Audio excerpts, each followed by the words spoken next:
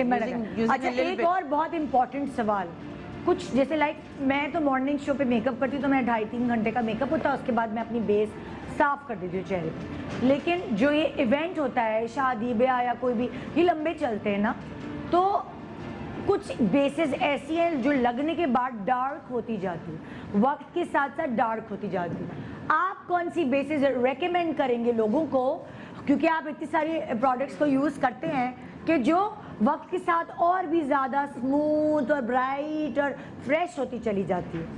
देखिए, कुछ ब्रांड्स ऐसे होते हैं जिनके फाउंडेशंस ऑक्सीडाइज होते हैं, अच्छा। तो यू नीड टू नो कि कौन से वो ब्रांड्स हैं। आपके मौसम के हिसाब से जहां आप बैठे हैं, जिस भी जोन में आप बैठे हैं, अब आप इस्लामाबाद में बैठे हैं, आप अलग अलग जोन्स के हिसाब से बताएं। अगर मैं इस्लामाबाद के लिए पूछती हूँ तो आप मतलब ठंडा है ना वो मौसम?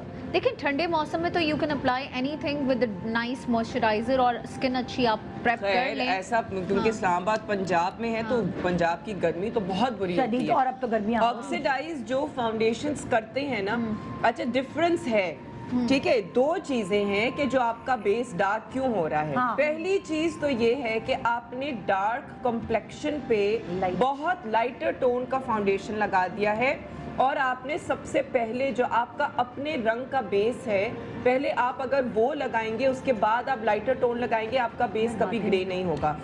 दूसरी वजह ये है कि आपने जो फाउंडेशन की जो चॉइस ली है, वो फाउंडेशन ऑक्सीडाइज करता है। अब वो ऑक्सीडाइज क्यों करता है, ऑक्सीडाइज का मतलब क्या है, ठीक है ना। हम तो ऑक्सीडाइज तो ऐसे बोल रहे हैं जैसे कि पूरी आवाम को पता है ना ऑक्सीडाइज का मतलब क्या है। ऑक्सीडाइज ये होता है कि जैसे कि एक सेब है, वो सेब में जो इंग्रेडिएंट्स होते हैं उसके अंदर आयरन का कंटेंट होता है, उसके जो अंदर जो मिनरल्स होते हैं, जब आप सेब खाते हैं और सेब को आपने काट के जो है वो ऐसे बाहर रख दिया, with in half an hour जो है वो काला हो जाता है, ठीक है। वो इस वजह से होता है क्योंकि हवा में जो ऑक्सीजन है, और ऑक्सीजन तो हवा में है, ऑक्सीजन का रिएक्शन होता है आयरन के साथ। ये बोली ना डॉक्टर साहिबा।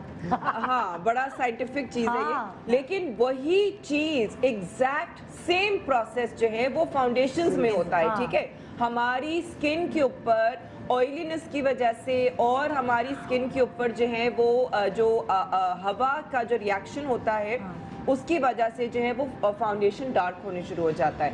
अच्छा, ये फाउंडेशंस कौन से हैं जो डार्क होते हैं? सॉरी मैं बात कर रही हूँ, 13 मिनट 7 सेकंड्स का टाइम है और अभी यास्मीन तुम्हारा नाम कुछ ही देर में पुकारा जाने वाला है। 6 मिनट रह गए यास्मीन तुम्हारे पास। जी आगे बताएं। सॉरी।